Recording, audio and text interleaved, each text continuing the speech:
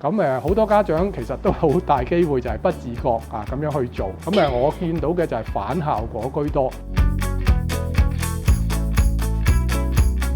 學校實在太好啦，因為佢有中學啦，佢亦都有 DSE 同埋 IB 嘅課程啦，可以有晉升嘅機會咯。我高興啊，好高興啊！即刻 cap 翻張圖，我驚我 miss 咗 email。喺呢個年代，其實最主要係你 equip 到一啲咩嘅 skills， 同埋最緊要係 enjoy 學校。佢唔中意做嗰一樣嘢，你點樣逼佢都唔會做得到。咁我自己覺得能夠提供到呢類型環境學校其實唔多。你學校嗰個學制都好好啦，咁所以想特登嚟到再睇下係咪適合自己小朋友咯。咁所以其實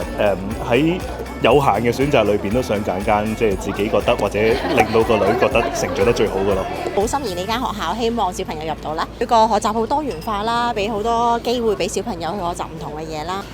我覺得隨時都要裝備好自己嘅，係啦。咁無論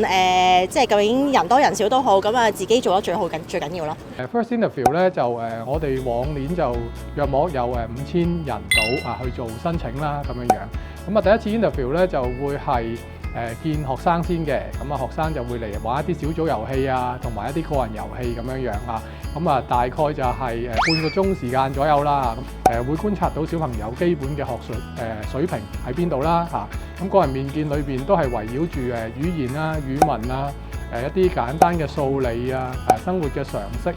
大自然咁我哋就會知道啦，小朋友喺呢幾方面嗰個多元智能究竟係喺邊一方面會比較強啲。咁喺一個集體遊戲裏面啦，咁我哋就會比較觀察多啲咧小朋友嗰個特質佢一啲唔同21世紀嘅能力啦例如係嗰個溝通同人合作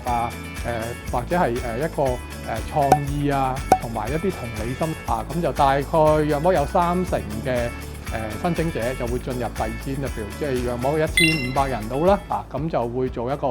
親子嘅面見嘅，都係睇下家長同小朋友嘅相處佢哋平時嘅親子時間做啲乜嘢嘢咁佢哋嗰個教育理念究竟係點樣樣咁同學校個發展方向又係咪相符嘅咧？咁親子面見咧，其實就會一組一組咁樣去做，可能係爸爸媽媽啦，同埋小朋友一齊啦，咁合力去做一啲 task 啦。咁老師亦都會問下佢哋平時嗰個生活究竟係點樣樣，咁以生活化嘅情景為主嘅。我諗就家長就第一就係自己唔好咁緊張先啦因為家長如果好緊張咧，其實小朋友一定會感受得到個壓力咧，就由自己就俾咗小朋友。咁好多家長其實都好大機會就係不自覺咁樣去做咁我見到嘅就係反效果居多。我諗就係做下一個心理上嘅幫助咁令到佢